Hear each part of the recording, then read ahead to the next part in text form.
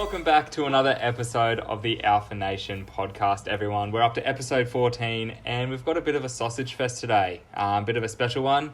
So I am joined with Gregory Wasson, our founder at Alpha Strength and Physique, and also the king himself, Luke King. He is one of our Alpha athletes. He is a professional race car driver, and he's probably the only person I've ever said that about in my life. So, open up the floor. Thanks for coming on, you two. Also, we get stuck into this. What do you reckon? How are we all feeling? Sure. We feeling good today? Go for it, mate. Kingy's got pole position, Yeah, mate. He's not ready bad. for this. He's ready for this. Yeah, I'm ready to go. I've got my space sorted out. I've got my little plants and Got your my pushy sponsors. in the back. I'm trying to be very alpha themed today. Oh, yeah. So Very. we're well perfect. branded. So, yeah, pretty much start off by telling us a bit about yourself, Kingy. So, what do you do? Who are you? I've known Greg obviously since high school, like probably about year 7, year 8. That is how I got to know Alpha. Obviously, needed someone to help me with my fitness, and I gave my brother a flick because I was over dealing with my bro. So came to Greggy. Not because Greg's the best trainer on the coast, mainly because I was sick of my brother. Oh. But yeah, I've been racing karts since I was 12 years old. Made my debut at Newcastle Kart Club out at Mount Sugarloaf, up north of here in Cardiff. And then from there just kind of followed the dream to try and make racing work. So it's been a 15-year journey basically to get here, and now I'm driving for the factory Audi TCR Australia team. And for people who don't know what TCR is, it stands for Touring Car Racing. It's pretty simple. It's a worldwide category, so the World Touring Car Championship runs under our regulations. So basically we could put our Audi in a container, take it over to Nürburgring in Germany or Spain, wherever, and race the car in the World Championships there. So it gives us a pathway overseas, gives us direct links to manufacturers like Audi, and it's a bit of a dream come true, really. Hopefully we can get into supercars one day as well, but good things come to those who wait, I suppose. 15 years hasn't been long enough to wait, mate. No, another 15 or so to go. Yeah, that's it. If it's another 15 to go, I'll be and I reach supercars right in my retirement year. At least I can Still claim say to that I've fame, done mate. it, so. Still a claim to fame. Yeah, exactly. So this race season, Kingy, everyone knows, mate, it's been a bit of a hell year with COVID restrictions and whatnot. How's this season going? You kicked this season off and had a few good races we saw early on.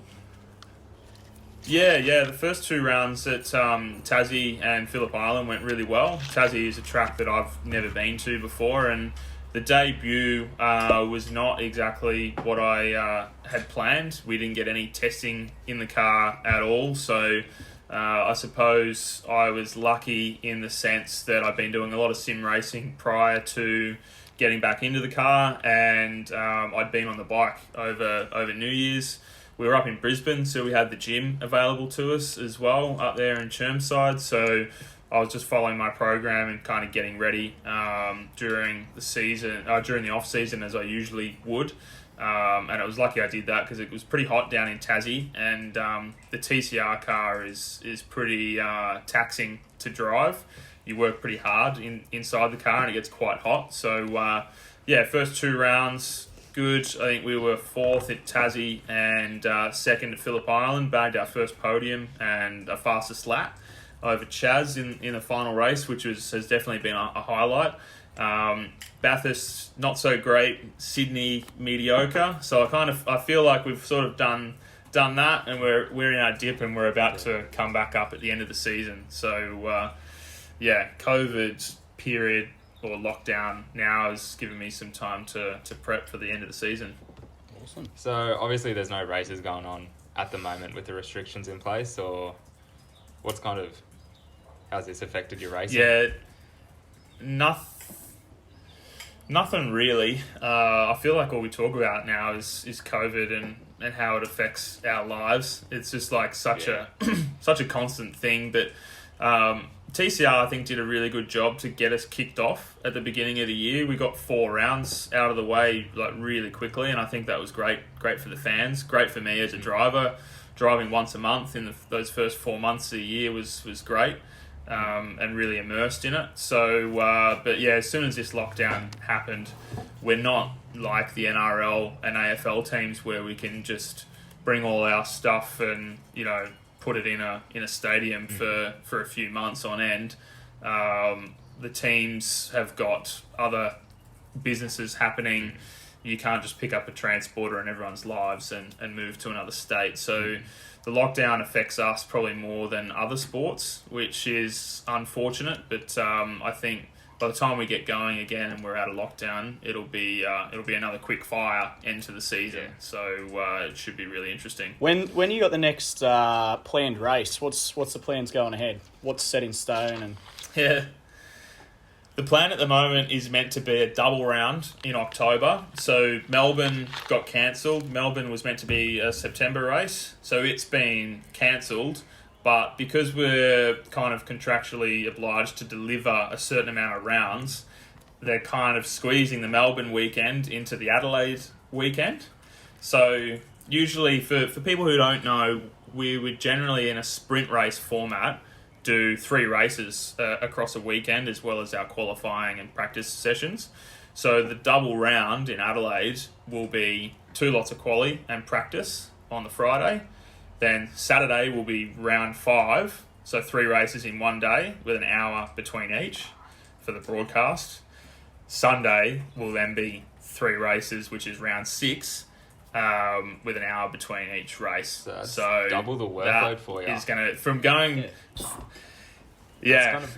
no racing through to a double weekend is going to be what's the average time spent in the car for qualies, races, everything like that? Generally, it's about half an hour for TCR. You see the supercar guys go for like a 2-hour stint or 1.5 to 2 hour stint generally. For us, our cars don't go that long, but we don't do endurance type events. We're more of a sprint race category anyway, and more of a kind of bang doors excitement sort of category. If anyone's watched British Touring Cars or the World Touring Car Championship, that's the style of racing that it is. So half an hour stints, but you kind of, as soon as the green flag drops, it's like a hit session. You're not like, there's no break. You know, you're not backing up for the end of a tackle count or something like that. Like, as soon as the green flag flies, you're on for those 30 minutes. It's no walk in the park doing a sprint race, mate. Oh no. Yeah. So like, I know the answer to this obviously, but for the ones out there that don't know, average heart rate. What's your heart rate sitting at during a 30-minute race on average? Generally, so the peak of my heart rate is at the start of a race when the lights are coming up and we're on the grid. So, like, sometimes I'll get that much adrenaline pumping through me that my leg is kind of like half shaking on the clutch, trying to hold the clutch down, because you just get these jitters because your body's just so amped and ready to go. So generally we're about 180 beats for the start of a race, which is like max heart rate for the average person. And then generally across a race, I've had my Fitbit and my Garmin on across a race, and it's sort of sits between about 120 to 140, depending on what's happening on track.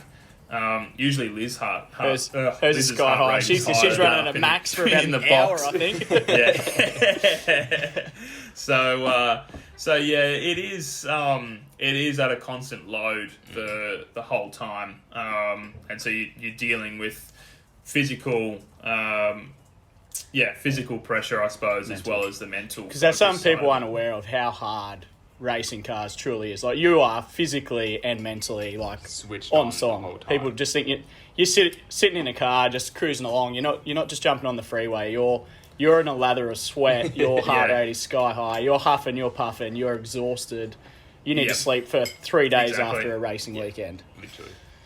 Yeah. Pretty much. Yeah. Well, when when you bring the car in with steaming brakes and its engine temps are above 100 degrees, you kind of feel the same. You're sitting on top of it. Exactly. Yeah. The amount of work the car is doing is the same as you, and like you say, you're pushing it constantly. So it's not like I get friends and family who aren't into racing. They're like, why can't you just pull out and pass that guy? And I'm like, my foot's to the floor. Like, it's like saying to someone who's racing Usain Bolt, why don't you just run past him? him? It just seems so simple. Like, what do you think I'm trying to do? Run faster than the bloke. Like, I mean, no other human being's ever been able to, but surely you can. Yeah, exactly.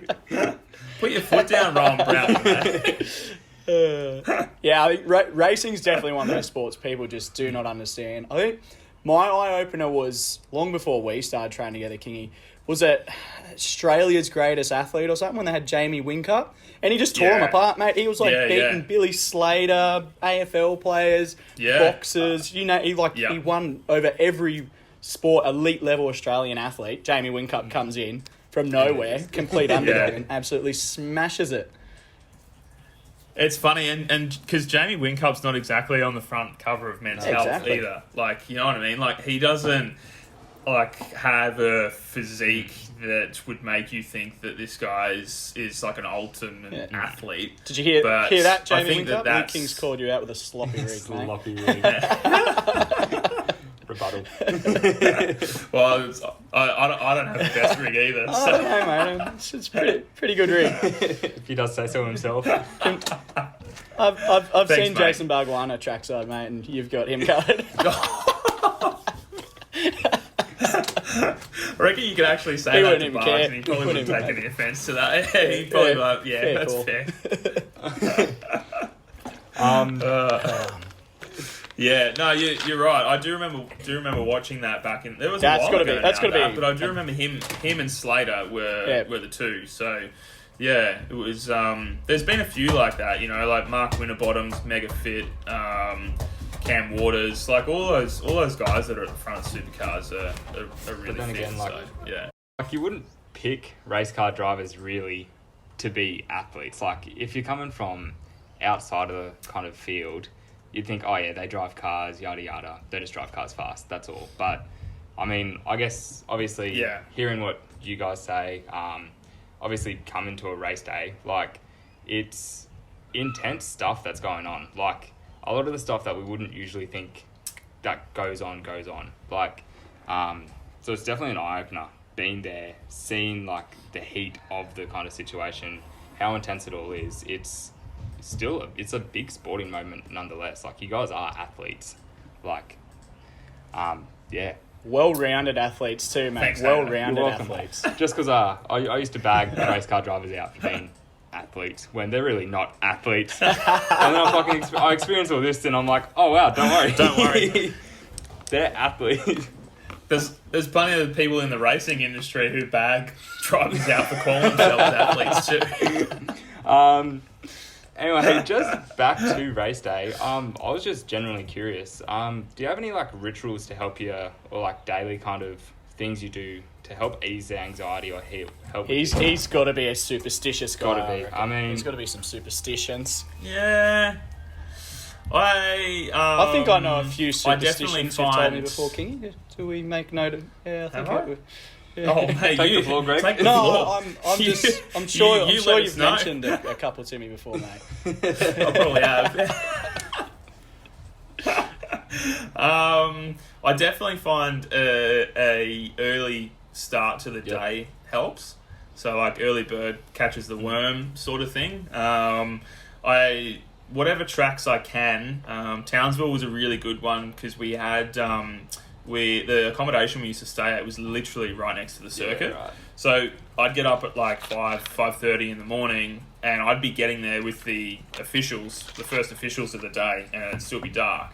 But I would run the track and just like sort of immerse myself in it and kind of become one with that circuit and the moment, and sort of do things like that to kind of ground myself there. So anything like that I can do, or kind of like feel connected to the place that I'm in. And I think it's just about getting settled.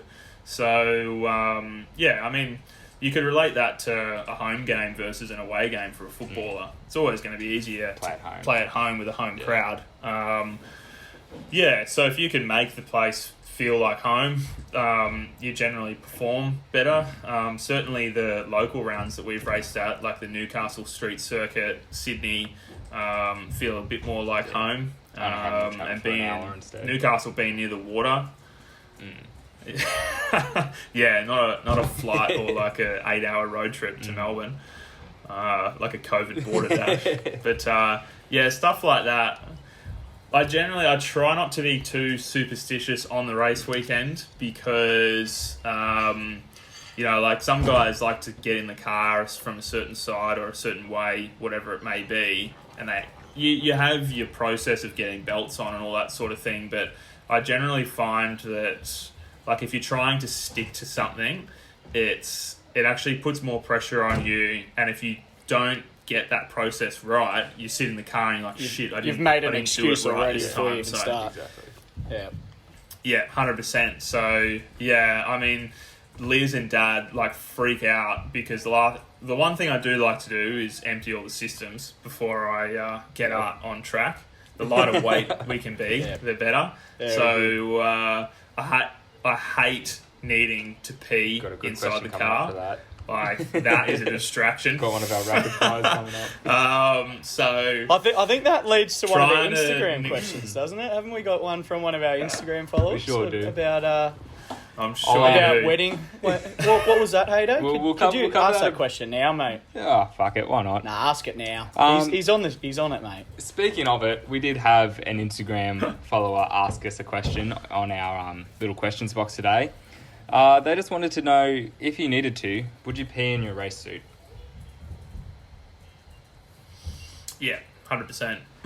Race suit can be washed, and what else am I going to do? Have you had to pee in your racing suit before? Negative. Yeah. No, it just makes me drive faster so I can get to the toilet. Love it. Bit of motivation. That's good. It is a genuine distraction though, and I hate that. So I try to hydrate as much as I can in the hours of the morning or the night before, and then empty the tank before the race. On water. It's like going to bed, right? Like you want to get hydrated the hours before bed. Make sure you don't have to drink too much leading exactly. in. Empty the tank, jump in the car, jump into bed. Done. Away you go. 100%. Beautiful. That's it. Yeah, exactly. Yeah. So, but in answer to the Instagram followers question, I would definitely do whatever I needed to stay on track. Do what it takes. And not be distracted. Yeah. 1%. Yeah. Take one for there's a hole in the bottom of the race seat where the belts come up, because we have what they call a 6-point harness. So you have 2 points coming over your shoulders, 2 across your waist, and 2 up on your crutch. So there's a hole in the seat. So the good thing about that is you're not sitting in a puddle of your own piss. Human piss. Yeah, basically. Fair enough. That was going to be my next question. Perfect. Careful of the letter. So yeah, speaking of, what does the kind of race day look like while Gregory's a bit distracted? Sorry, I've got kids running around everywhere here, mate. So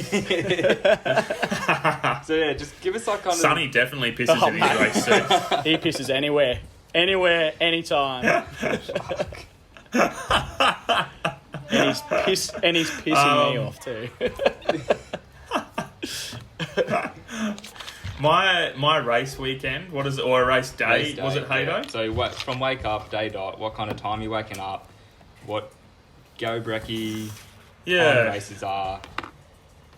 I suppose it's a lot of it is kind of trying to be a bit flexible with the schedule, because sometimes you're on early in the morning, other times you've got a bit of a sleep in. So we do try and prioritise sleep, and that's been a big thing over the years, is getting away from the track early. I do like to stay and be the last one to leave the circuit.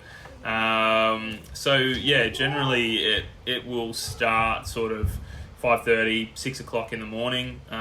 Try and get out and go for a run or whatever it may be, but mainly focus on having a bit of time to myself and getting a good feed in, and making sure that we've got the right fuel for the day, because generally when you're nervous or you've got that good anxious feeling of being ready for an event, you don't really feel like eating too much.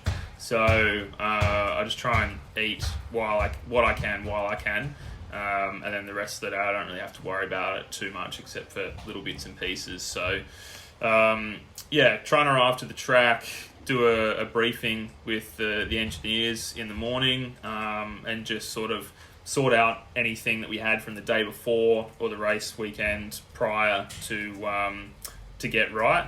Anything that I want to go through or the team wants to go through will get done nice and early. And then, it's mainly just about trying to get focused and relaxed. I did at Sydney, I had a playlist going where I was like, I think it over-relaxed me. So there's actually one of our mates, Brady Smith, who some people on the podcast might know, is a psychologist, and he was the one that told me that listening to like mega pump up music before an event is sometimes not good, because it stimulates. And it energizes you and stimulates you. You, Need a right? good balance. So I went to the Vinyasa Flow play mix instead, and I was like fully zen before getting in the car, and I don't think it really worked for me. So I found like a balance of music before getting in, but I do it's probably that balance before I get in the car. Gradually building up the race, gradually building up the tempo and upbeat of your music, because you can't just go from zen as fuck to fucking on. It's got to be a process to get there. 100%. So. Yeah. So I think that's something that I learned recently.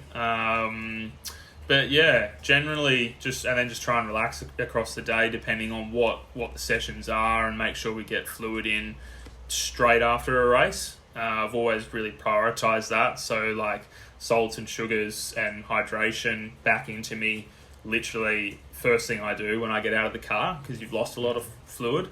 And if anyone has come up to me and tried to congratulate me after a race as I'm walking out of the back of the garage, they'll know, because if they've given me a hug, they'll have half of my bodily fluids on them. Salty. Very salty. You get cleaning out the helmet at the end of a race weekend's not a good time. So I carry spare balaclavas and underwear, because it gets pretty manky by the end of a race weekend.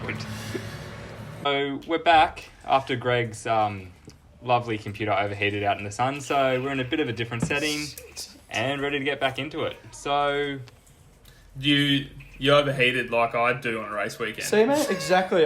My computer can't even sit outside on a 26-degree day without overheating. How are you racing on a track, mate? Racing on the track. So after races, what time do races usually finish up, and then what's your afternoon routine? What are you doing heading to bed before the next day of races? What's kind of... I think generally we're sort of finished up by around 3 o'clock on most race weekends, because we slot into the Channel 7 broadcasting times, which is between I think 11 and 3 for TCR. So everything's pretty tight within the day. Then in the Arvo, it's kind of debriefing everything, and generally, if I'm happy with how I've driven, I'm pretty okay just to write a few notes and close the laptop and leave and go out, just go and chill. If we've done poorly for the day, then I'll be poring over data and video, trying to figure out what either I've done wrong or what we can do better to the car, or what we can do to change that result for the next day. So that will dictate when I get home. But there's no point in poring over that stuff for too long, because you can overthink it. So try to be home with enough time to prep dinner and be in bed early. But sometimes it doesn't end up Doesn't work way. like that. Too much data to pour over. But yeah, getting a good feed in at the end of the day. Kingy, you have very poor sleep hygiene. For anyone that is out there wants to know, Kingy sucks at sleeping. Yeah, I do. Yeah. It's definitely one of my finer points that I'm trying to work on at the moment. So we're getting there. With constant encouragement. Constant encouragement. This is another one of those intervention moments, I think, Kingy. Yeah. Let's not have one of them. We've heard about your sleep, Kingy, and we just want to let you know you need to fix that. Yeah. So I guess that's kind of the race weekend, the kind of what the days look like. What about just everyday life as a professional athlete? What's that kind of look like for you? It's definitely not as glamorous as people think it is. People kind of see the sponsorship and the Audi brand and me racing on the weekend, and that's all great. But a lot of it, 90% of it, is the grind behind the scenes for me to get my funding and provide a return on investment to our sponsors. So that takes up the majority of my time, and we do that in a whole heap of probably unconventional ways that people wouldn't really think of. So yes, we do all the promotion and stuff like you can see behind me, where we might use that wall for the sim racing that I do online, which gives some good branding. And we used to do events prior to COVID, so we used to do ride days with sponsors where I would actually let people drive the race car and I'd coach them on how to drive it. So it was called a race driver for a day experience. So we'd organise helmets, gloves and everything. So if we were going to do an Alpha day, I'd give you a helmet, Hayden, with Hayden Thompson on it, with the Alpha logo, Luke King Racing. We'd organise the whole thing. So basically, by the end of the day, you've driven a car, been coached by me twice, and you've been for a ride with me to see what it's like. And then you take all your kit home to the family, and you're like, look at what I did for the day. I drove a race car, and rah. Sounds like something we should organise. Yeah. I swear we've been talking about this. And everyone else. Any other potential sponsors somewhere? So, events and things like that have been big for us in the past. But yeah, trying to get into a routine where I'm doing like my fitness, driving on the simulator, which I'm looking at here. That's why I'm pointing. And staying in touch with all the sponsors and trying to get better on my social media is all part of it. So it's kind of like, the all-inclusive package of a sports person, basically. So here I was thinking it was all glitz and glam. You just wake up, go for a bit of a jog in the morning, mate, off to the beach, breakfast, Train for 6 hours a day. Mate, glitz and glam. I wish that the old Vorsprung Technic was allowing me to live that life, but unfortunately not at the moment. So I think that's only your Lewis Hamiltons and Max Verstappens and your Jamie Whincups that are living that life at the moment. So I think people would be surprised the amount of professional racing drivers out there who do it the way that I do it, and that's just a part of the sport. And it's as much of the reason that I love the sport as I hate it as well, because I learn a lot doing that type of thing and building these partnerships with some amazing brands and having some crazy opportunities to do different things around the world. But it's also the biggest stress, because when a partnership ends or it's not going the way that you planned, it can be quite stressful. So it's trying to manage all of those expectations and keep everyone happy. While also being and it'd be nice if you could just concentrate on racing 100% of the time and make life easier. Yeah, exactly. Yeah, it would be nice. I suppose the beauty of it is that we don't have as many events across a season as what, say, a football player might. It'd be great to just get paid to train and go testing the car every week. That would be an ideal scenario, but in this day and age, it kind of doesn't really exist like that anymore. So why is that with racing? So in most other sports, you'll see a match once, twice a week. With your sport, is it just financially? It's just too hard to fund something like that twice a week, once a week. It's a lot of fuel. Yeah, the budgets are Yeah, it's a lot of fuel and tyres burning, that's for sure. That's why I grow plants in my office to try and It's the green. offset It's the the carbon. greenies, is it? The greenies are putting us stops up. That's why I've got the plants out. I don't hate the environment. So NASCAR probably do the most races in a year, but their format of racing is set up very differently as a business model, and a lot of that's got to do with the fan base over there. So there's a lot of money in NASCAR in America. There's a lot of people that follow it. So obviously, like your basketball, your football over in the US, they've got massive fan bases to be able to run these sports and make them the big deal that they are. Whereas here, you kind of see like Rugby Australia is like dropping off the map at the moment. You've got NRL and AFL are kind of the big ones. So yeah, I mean, generally in a domestic sport like V8 Supercars and TCR, it's a cost thing. So supercars do 12 rounds a year, and those teams, a budget for a race weekend for a supercar team could be anywhere between $150,000 to $300,000 for a weekend at Bathurst or more. It's unreal, isn't it? So the more race weekends you add, the more financial pressure you put on teams to be there. So yeah, for us, if we went to a 10 or a 12 round championship, our budget would increase from, $400,000 or $500,000 up to $1 million. Well into a million. Yeah. So that's definitely part of it. And yeah, it's just one of those sports it's different in that way, because you're reliant so much on technology and engineers and people in the background to keep it running. Yeah, right. Yeah, absolutely.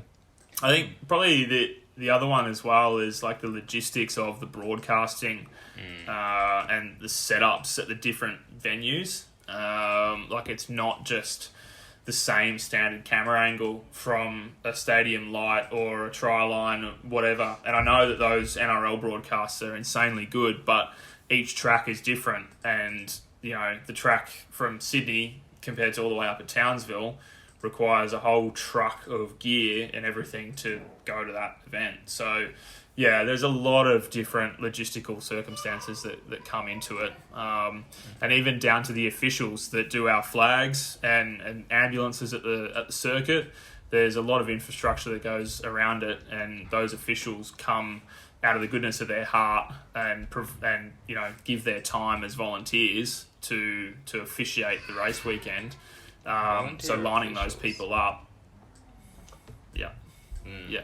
So imagine if the touch judges and the refs volunteers. at the NRL were volunteers. That's basically where we're at. The high level officials, like the race directors and those guys that we generally deal with as drivers, are paid to be there and have positions in the governing body.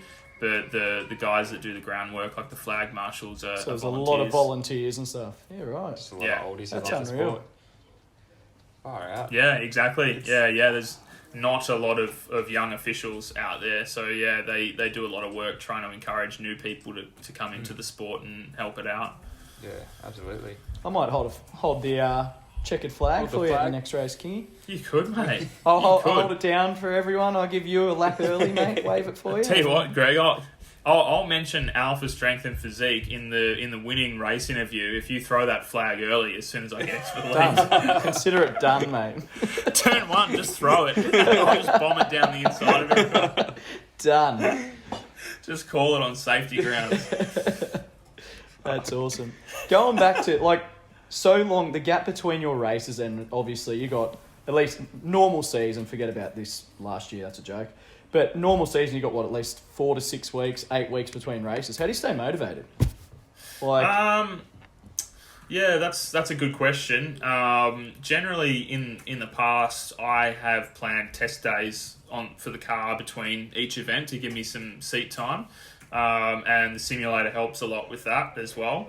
So, and just this is what I've wanted to do ever since I was a kid, right? So, usually it's not that hard for me to find the motivation to do the steps that I need to do to get ready for the next race weekend. And usually the major stress around that is funding and making sure everything's locked in.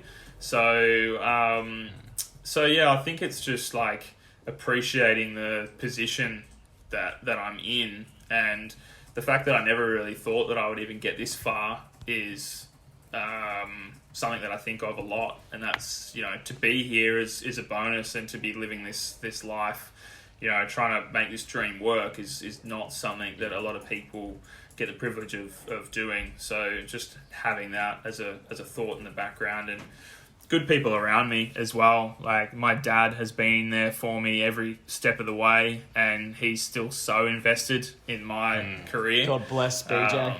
BJ, yeah, for those people out there that know him. Obviously my mum as well, my brothers, my friends, you know, like you guys.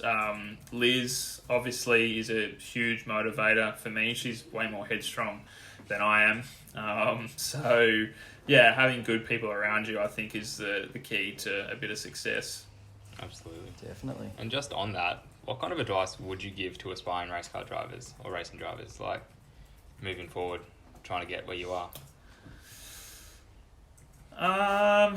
Yeah, that's a hard one, because there's so much advice that I could give. How much time I got? think Top three, mate. Give us your top three. I think, well, the top one, I think, and this goes for life as well, I think it's just to stay true to who you are and not try and be someone else or impress anyone, because I think that's where you can kind of get yourself into a bit of trouble trying to always be a yes man or you know, conform to what other people want. I think if you generally go after things how you want it and you've got good morals, then you'll sort of, everything will turn out the way that it should in the end. So, and that's probably my next piece of advice is don't worry too much, because everything always works out. John O'Bish used to tell me that. A Bishy motivational quote. Heard plenty of them over the years. Usually at 4 a.m. or something, mate. That's it, yeah, exactly, yeah. Just think back to those times at Woodport. Oh, God. So yeah. Okay, so 3 pieces of advice. Don't go to Woodport. you want to be an athlete? Behave like an athlete. Yeah, exactly. That's it. Yeah. Yep. Perfect. So, I guess that pretty much covers all the questions we had. We've got a few from our Instagram followers, and Liz, that we will ask you. So I reckon we'll do these pretty quick, straight after each other. Okay. Give you about 2 minutes to answer each one. Is this a one-word answer? Okay. 1 sentence answer. Quick fire questions. Now I need to figure out which ones are going to be one-word answers. All right, here we go. You ready? So, we got a question. Ford or Holden? Ford. Peter Brock or Mark He sounds Larkham? disappointed.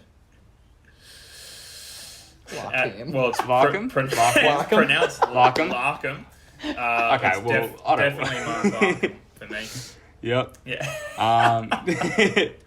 What do you love most about motorsport?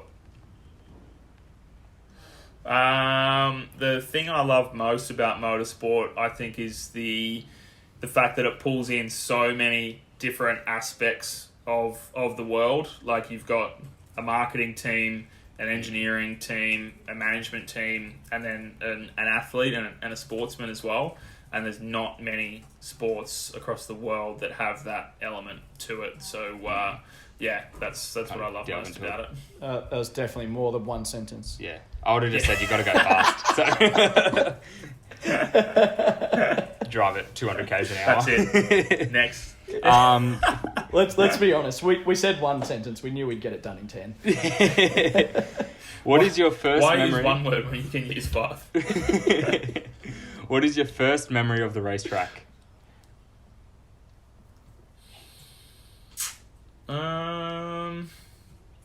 BJ getting me into the back of Dick Johnson's pit. Fair enough. Was that short enough for you? That's a good answer. That is, but now I feel like that's one I want more elaboration on. I want to hear more. Yeah, I'm like, okay. Is there more? No, that's What it. is your... All right. What is your favourite part of the race weekend aside from winning? My favourite part of the race weekend. I think it would have to be walking into the circuit and then maybe the track walk as a close second, because elaborating on my last little memory is when you get to a circuit, especially a track like Bathurst that you can see from literally miles away when you're coming into the town, and seeing that for the first time, and then feeling the kind of atmosphere when you walk into the circuit and you know that you're going to be driving in that arena. That's probably my favourite part of the weekend, is just having that rush every time. Yeah, That's awesome. absolutely. And how does your Audi compare to the 86? Very differently. Two different, completely different kettles of fish. I don't even... What is that saying? Kettles of fish. Anyway, I don't think that's the same, mate. it is a saying. I bet you've put Kettles two of sayings fish, in there. Have I? What is It's that a saying. saying? It can't be two They're kettles of two fish. very different cars. Yeah. It's like, the for people who are interested in the racing side of things, the cars that I've driven in the past are rear-wheel drive, and the Audi is a front-wheel drive. Most people think it's an all-wheel drive because they associate quattro and all-wheel drive with the Audi, but yeah, driving the front-wheel drive is a lot different. Dynamically, the car handles really differently. You're quite up on the wheel, driving it like a go-kart, and it's quite aggressive. We've got really good sticky tyres. Shout out to Michelin. So it's it's a lot of fun.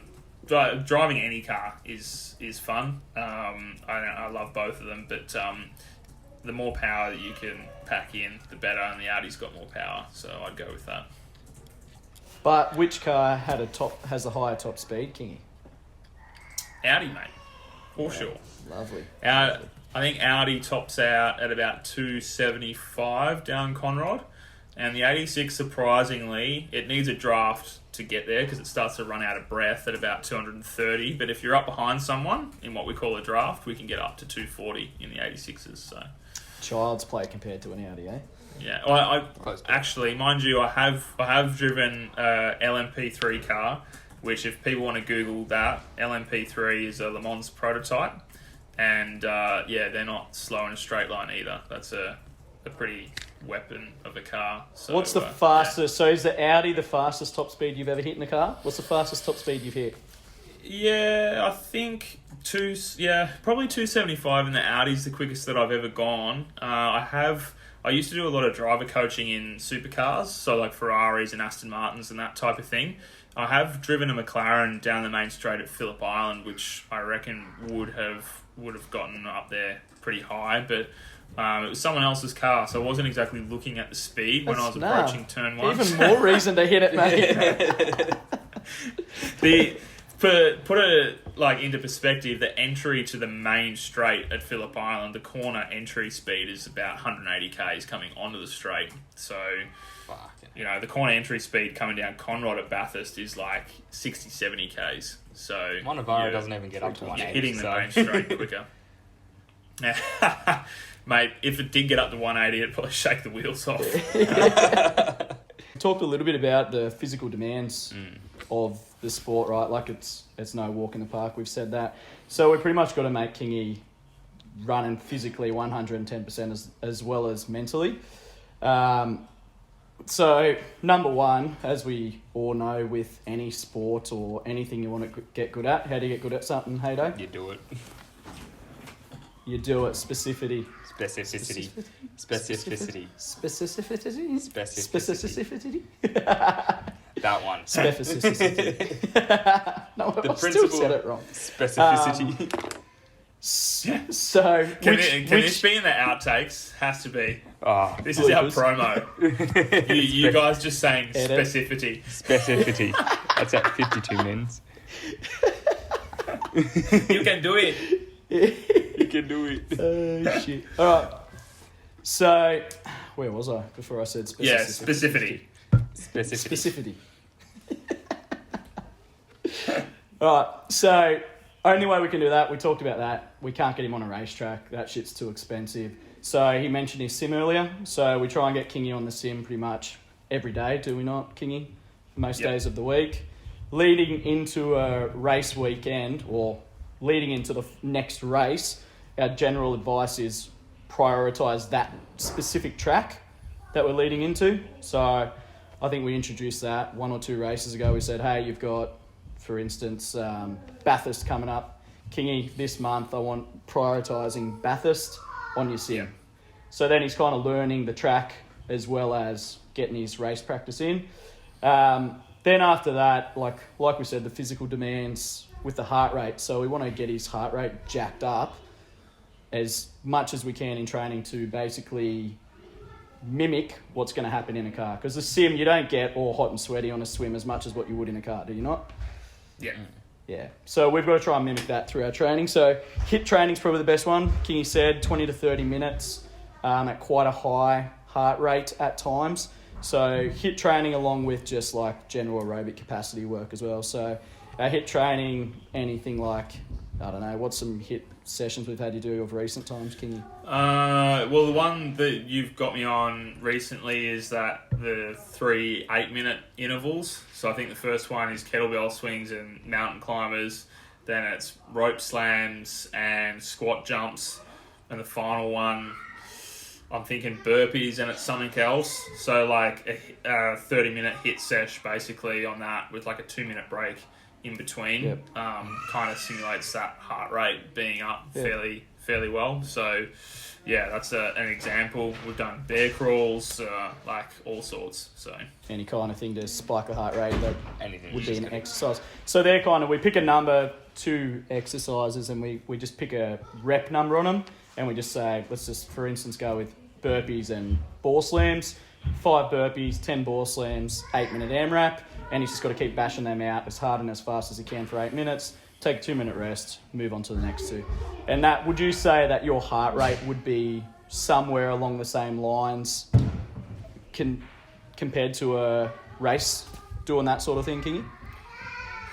yeah, sorry, you just dropped out a bit there, Greggy. Can you just say that last bit again? Would you say doing those AMRAPs, they would compare closely with your heart rate and fatigue levels of a race? Yeah, 100%. So that's kind of how we mimic that. We've got him on the sim to learn his trade, basically, which he's pretty fucking good at already, but you can never be too good. Then we've got him mimicking the heart rate. Then we need him just having like strong muscles, core, stabilizers, things like that. 1, it's going to help him sort of avoid injury. 2, it's going to help him in the car when he's more stable and things like that. He's not going to have lower back pain. He's not going to be fatiguing muscles as much. And then 3, just looks fucking sexy. Yeah. So that, yeah, that's, and then that resistance training might be 2-3 sessions a week. Kind of depends where we're at with how close we are to a race. When we start ramping up more the HIIT workouts and aerobic work sort of thing, and we might back off a day or 2 of the weight training, but in general we're kind of contrasting everything into our training. So And then a weight session is just your general sort of more hypertrophy sort of stuff. Nothing too crazy there, just your meat and nuts sort of exercises, And a few little things that we should probably add in for extra core work and neck strength. But we don't always add those in. We're a little bit guilty of training just bench press and curls most of the time. Girls get the girls. Yeah, exactly. And boy, didn't they get the girls. Girl. Liz, girl. Single girl. Boys get the guys. That's exactly right. Oh, Greg, that's what I'm So,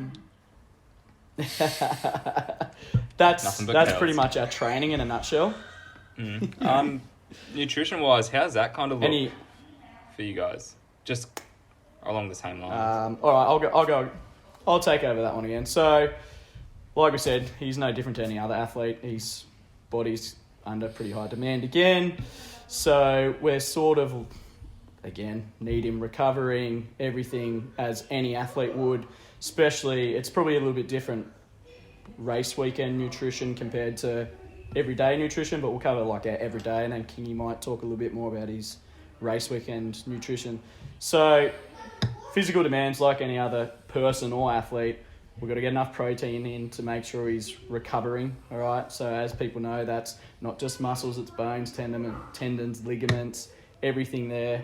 That's all going to help avoid injuries, because if we're not injured, we can train. When we train, we get better. Simple as that.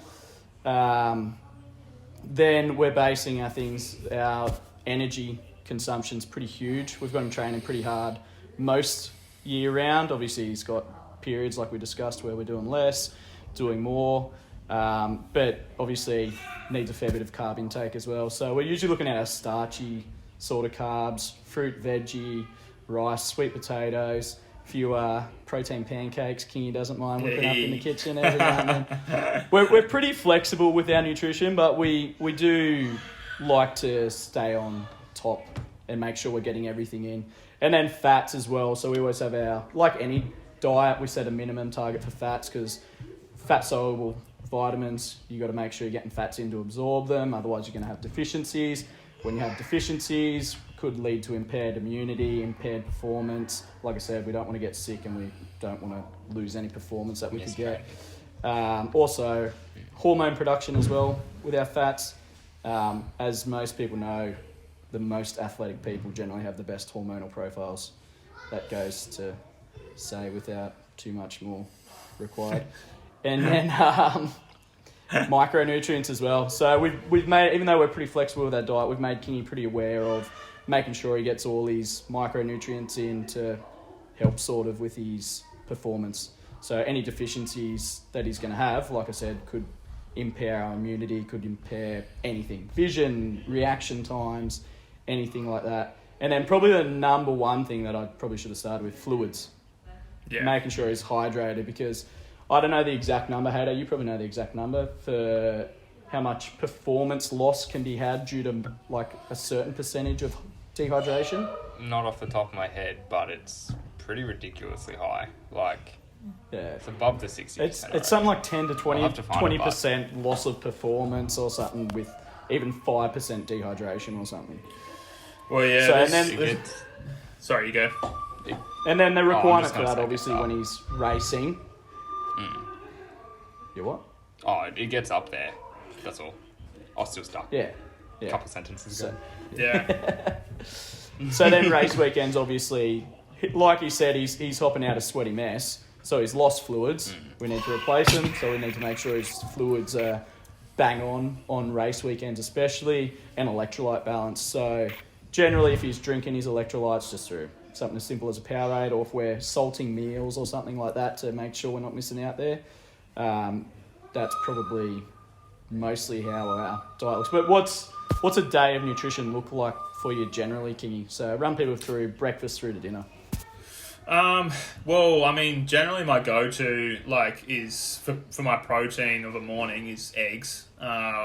You got me onto the basmati rice, nice and quick and easy to cook. Can be pre-cooked, can have it in the freezer ready to heat up, and some spinach. It's just like a nice, easy mix-in meal. Sometimes, if I'm really feeling over the eggs, I might have broccoli, rice, and tuna first thing in the morning. Or whether I've like cooked up some turkey mince or steak mince or whatever it may be. Beef mince, I should say. And then, yeah, I've kind of like during the even last year through lockdown and stuff, I love my smoothies. So I'll generally, where we've had like a snack like blueberry and almonds in the diet or whatever it may be, for a bit of carbs and some good fats, I'll stick that into a smoothie with maybe a bit of almond milk and some water, and some protein powder as well, and get that going. So that's kind of like my Arvo snack.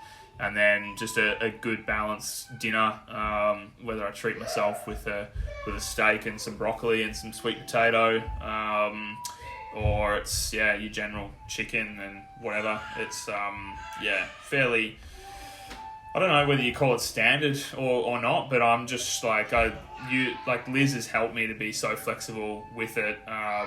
using my Fitness Pal and just like coming up with different options at home as well. So, but yeah, across a race weekend, the go-to is blueberries, nuts, and rice, stuff that's easy to keep in a transporter, and protein shakes as well.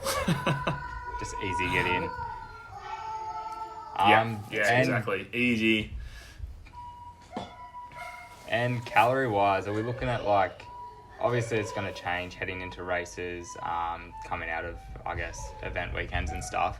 But what do you mostly kind of sit at? Are you looking at maintenance? Are you in a surplus for any specific times or anything? Or is it, what are we kind of looking at there?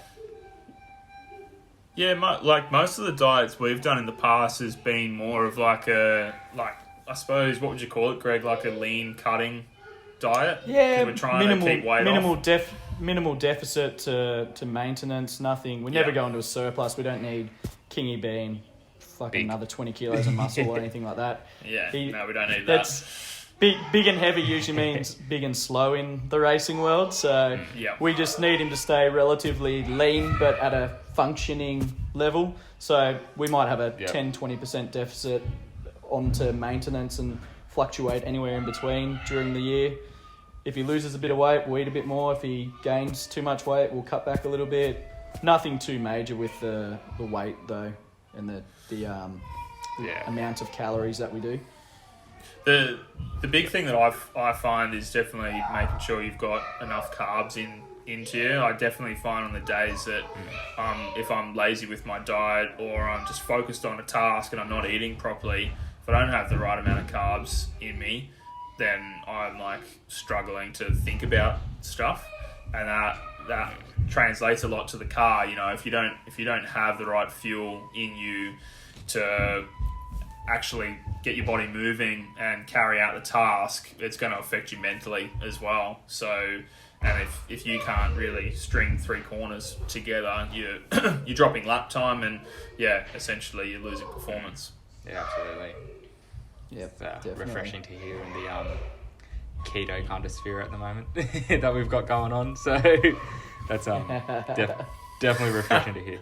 Oh, isn't keto on the way out now? Hasn't keto started? I haven't heard too much about keto the whole lately. uni thing last week was just talking about like fad diets and stuff. So I'm just stuck in it right now. So that's all I'm saying. So it's refreshing to hear for sure. Yeah, I think that pretty much covers everything I wanted to talk about. We'll touch a little bit on your mental health actually. Sweet. So obviously race weekends when things aren't going 100% your way or stuff does come up, that's obviously not, I guess, the best situations for us. How do you kind of keep your head in a good space so you're still kind of in it and not let it get to you too much? Yeah, I think the best thing there is to hold a bit of confidence in yourself and know that you can do it, sort of thing. And I kind of galvanized myself with that years ago when I made the decision to continue racing, because obviously it's being such an expensive sport, you need to kind of pay your way in to get opportunities, right? And I was at a point where I was like, I need to do well in a certain championship. We were racing Formula Ford in the National Series at the time, and I was like, if I can't top 5 in that, then there's no point in me carrying on. And we had a massive budget deficit to the teams that we were competing against. And that was the target we achieved. And we've achieved some great results since then, race wins at Bathurst, things like that. So, you know, like guys like Danny Rick would be having these mental struggles at the moment. Like, and we all have them, where you have a bad race weekend and people say, you know, you're only as good as your last result. But you've got to remember that you've done it in the past, so you can do it again. And I suppose when I look across the garage and I see a guy like Chaz Mostert there, at the end of the day, he's a human like me with 2 arms and 2 legs, and he's pulling a lap time that might be half a second quicker than me.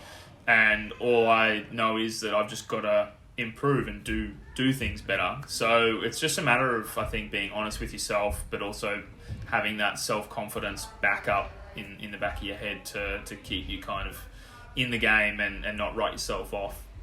Yeah, couldn't have said it better. That's good. Yeah, definitely some good takeaways there. Well, I think we'll wrap this up. Greg, have you got anything else you want to ask? Anything you want to say?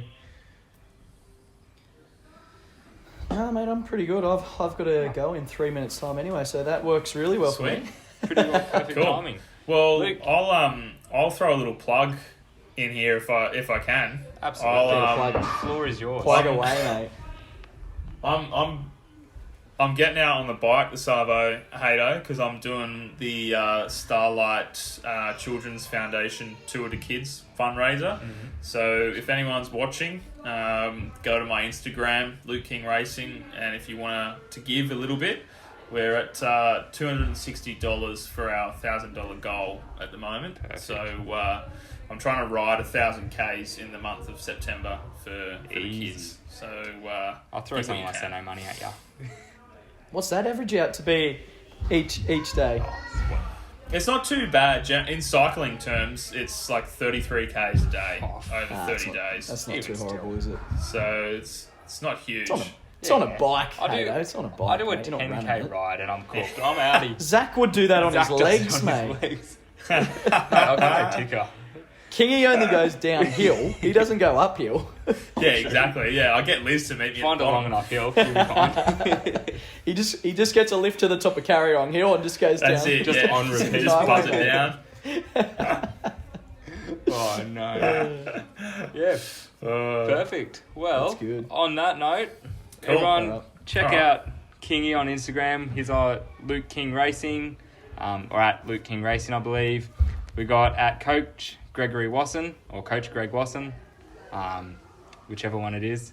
You'll find him. Just search it. I don't know which You one can- it is. I needed Liz to answer that last time. You can find us at Alpha Strength Physique on Instagram. You can find myself at Coach Hayden Thompson. And on that note, thanks for coming on, boys. It was certainly refreshing to have you both on. And we'll see everyone Pleasure. next week. That's a good one. Thank you very much. Imagine when we can do this Oh, sitting next to each cannot other. wait. Again. That'd be great. Give us another couple months. That'd be way more interesting. Exactly. All right. Well, thanks for this episode, Sweet as. boys. See you, I'll boys. see you on the flip. Have a good one, Thank fellas. you.